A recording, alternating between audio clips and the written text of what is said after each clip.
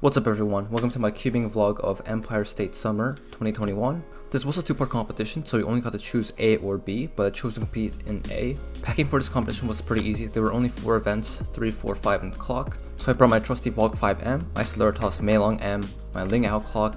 These cubes weren't that great, so I expected maybe to borrow some cubes for these events. For 4x4 though, I did bring all of my flagship 4x4s. My main is a Zhilong Mini 4x4, but just in case that doesn't feel too well on that day of competition, I do have some good backups. And finally, I brought my MGC Square 1 because that is my main event, and there are also some pretty fast Square 1 solvers there, so maybe I can race them. The competition was in Albany, which is quite far from where I live in New York City. It was about a 3-hour drive, but I did split it in half with my dad. The competition was on Saturday, but we left New York City early on Friday. Since we were going to be there early anyway, halfway we decided to visit Hyde Park. This was known to be the hometown of FDR, the 32nd President of the United States, but it was also a pretty beautiful place, and I got to shoot a lot of video there.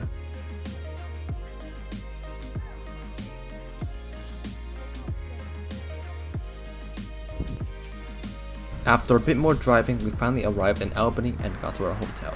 After settling in, we quickly went out again to explore the rest of the city before it got too dark.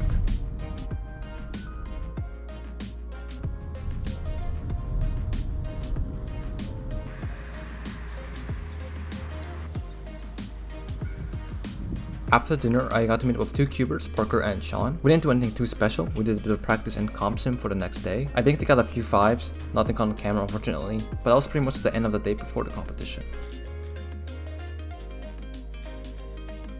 The next day, after a nice breakfast at the hotel, we got into the venue of the competition, which turned out to be a really nice big room. Even though I think I was a bit early, there were still a lot of people there already before me. After a bit of 4x4 practice, I was immediately called up to Scramble Group 1 of 4x4. Scrambling isn't that bad, you just get to try out a lot of different 4x4s, and also it's a bit of warm up for when I compete, which will be the next group.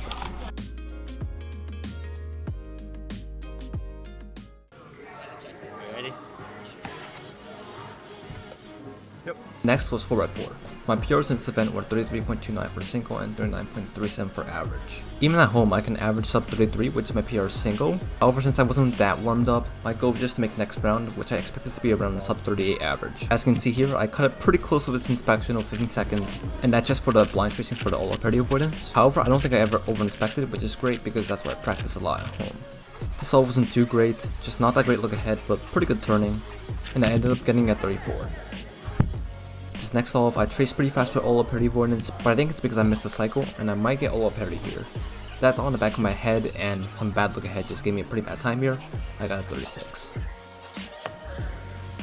This next solve went better tracing, and the look ahead and turning seemed to be better than previous solves. So I knew for this one, I had a chance of getting PP single. And unfortunately, a slight lockup during the E-perm cost me that single. This next solve, tracing was quite bad, and I wasn't sure again if I had all parity here.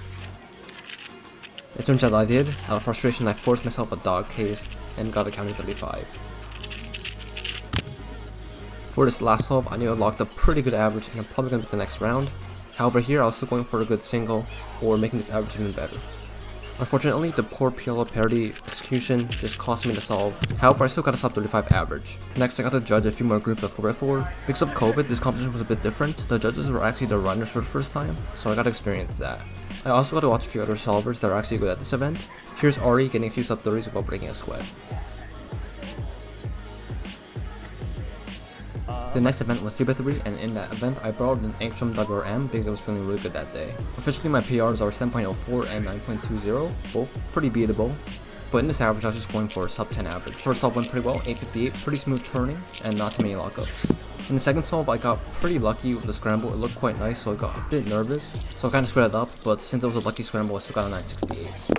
The next 2 solves are just quite horrible, really lucky turning and just pausing way too much. The third solve I got 1199, and then the fourth solve I got 1123. And for the last solve, it was actually pretty lucky as well, but luckily I clutched it during the last layer, got a 978. Even though I had 3 sub 10s, just not enough to get a sub 10 average, a 1023, because of the counting 11. Next, a few friends and I went out to get lunch. We went to this place called Son of Egg. It was actually a pretty cool restaurant. The guy at the counter also cubed, which is also pretty cool, as you can see by the cubes in the corner here. Next off, I got to watch a bit of 5x5 and got to judge a little bit for this event, but very quickly I was up next. Even though I enjoy 4x4, 5x5 is an event that I don't really enjoy that much. Official PRs are 113 and 123. However, my ambitious goal was just to make round 2, which I expected to be a sub 120 average. I was also using a borrowed cube here, which is in Vault 5M also, but because it was quite loose, I was having a hard time getting used to it, so my first time ended up being a 140. My next solve was much better, and my turning was a lot better as well, but I still wasn't fully used to this cube, and I got a 127. At this point, my goal of getting a sub 120 average is probably dead, so I didn't care too much about the next 3 solves. This next solve went alright, I got a 129 and just barely got sub 130.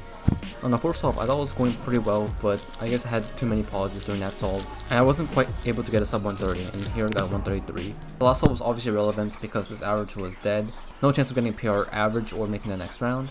However, I still wanted to go for a decent single, so maybe try to beat PR single, even though that was quite difficult. I didn't quite do that, but I did get the best single of the average, which is a 121. At least that's one solve of this average that's sub my PR average.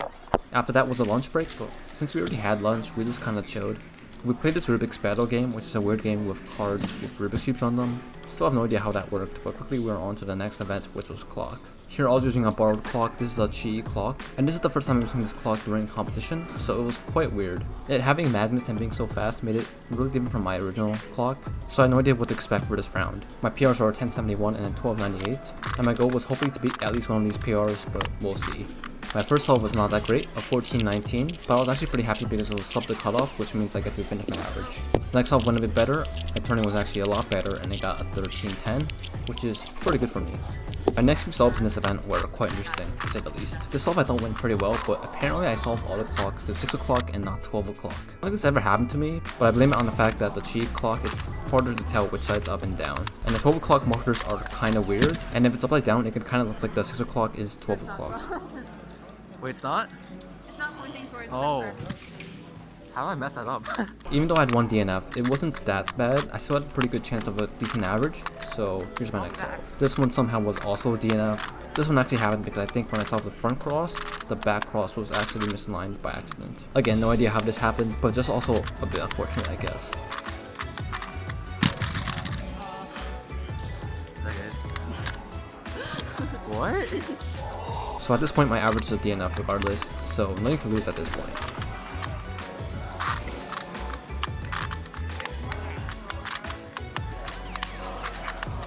And to make the same exact mistake as the previous solve. Next, I got to watch some actual good clock solvers in action, but quickly I was actually called up to the next round of a 4x4, which is the finals. There are too many good 4x4 solvers at this competition, and there's no way I'm on the podium, so I was just going for PRs, single or average, or preferably both. Sorry for the bad lighting here. If you remember from the previous shot, there's actually these huge windows in this room, so when the sun came down, it just created some weird lighting issues. But I think for solving, it wasn't actually that bad. At this point though, my hands were really cold, and my turning wasn't that good on 4x4, so I locked up a ton on this solve and got a 38. The next solve here was a bit better. I was getting a bit warmed up, but it still wasn't that great. I did trace correctly, which is good, but I still got a 36. At this point, with accounting 36, it probably wasn't going to be a good average, so I was going for a single at this point. And I was also going for making sure I get no Olo parity, so at least I can practice my inspection. The next solve was really lucky, had too many pauses and too many mistakes. This one wasn't even sub 40, it was a 40.59, so quite disappointing time. But luckily, no Olo parity, so far we're 3 for 3.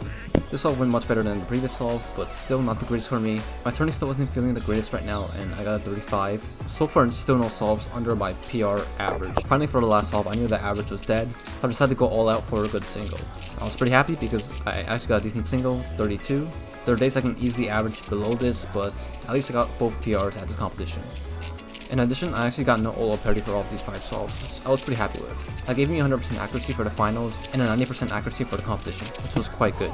The next event was 3x3, and in this round, my goal was just to make the finals, which I expected to be around a sub 10 average. First solve was a bit of a bad start. It felt like a pretty easy scramble, but I still screwed it up quite a bit and got a 1037. The next solve had much better look ahead and a bit better turning, and that one was a sub 10, a 965. So at this point, I was pretty much on pace for a sub 10 average. In this next solve, my turning was just bad and I did really bad during F12. My last layer wasn't horrible, but because of my early bad start, I got a 1077. At this point, if I wanted to make finals, I couldn't let myself get another counting 10. So this solve, I was a bit nervous. Unfortunately, a huge pause during the middle of the solve just caused me to not get sub 10. I got a 1039 and pretty much my hopes of getting to finals was gone. Still, I was thinking, if I made this 9.65 count, maybe I have a small chance of making finals. So this last solve, I still went all out. But everything just went wrong that solve. I was solving F12 pieces wrong, and I got a +2 at the end, which gave me a 13.67. That gave me a 10.51 average, not enough to make finals, unfortunately. Unfortunately, that was my last round of the competition because I couldn't make any finals, so for the rest of the day, I was just judging and watching the final solve. I got to watch some fast cubers do 5x5, so here's some solves from that round. I also got to judge a bit of clock, and then I got to watch the finals of Debate 3. I got to see some pretty fast solves. At the end, Matty Hiroto Inabu was popping off, he had a ton of 5s, but unfortunately his last 2 solves prevented him from getting a sub 6 average, which was a bit sad. But he still won the competition with a sub mid jab. Then it was off to the podium for the competition. Unfortunately I didn't get any, but that was kinda expected. And after that day, I got to visit a bit more of Albany. Here's actually the Egg, which is a pretty interesting shaped building in Albany. It's actually quite big and you can kinda see it from the window of the competition. The next day, I was still in Albany for a bit, so I got to go to the part B of this competition. Obviously I couldn't compete, but I got to staff a little bit to help them out. I didn't get to stay for too long though, because afterwards we went up north to Lake George, where I went on a cruise with my family. Meanwhile, back at the competition, there were some interesting things going on. Here's Zain Kanani getting world record average on 2x2, so huge congrats to him, he deserved this for a while, but unfortunately I didn't miss it. So while I show clips of the cruise, I do want to tell a bit of a story from the second part of the competition. When I was staffing for the second part of the competition, I was just checking if they had their negative test for COVID or their vaccines because it was required for that competition. But there was just one kid that couldn't quite get it, and unfortunately due to the competition rules, we just couldn't let him in, which is really sad. But actually another fellow cuber's dad actually had a COVID test with him, so he was able to get tested right there and was actually finally allowed in the competition, which was really nice. I don't know, it's just something that's on that day, and it's just a really nice reminder that after over a year of no competitions, the cuban community seems the same, with everyone being so supportive of each other, and even though this kid wasn't let in, a fellow member of this community just helped him out, which I thought was super cool. So coming to the end of this video, we are now driving back home. Again, quite a long drive and I was a bit tired, but after a few hours we finally got home and that was pretty much it for this trip. So thanks for watching this vlog, first time kind of doing this style, which is quite interesting, but it was a super fun competition and I'm so glad to go to another one after over a year of no competitions. So that's it for this video, thank you so much for watching and see you guys in the next one.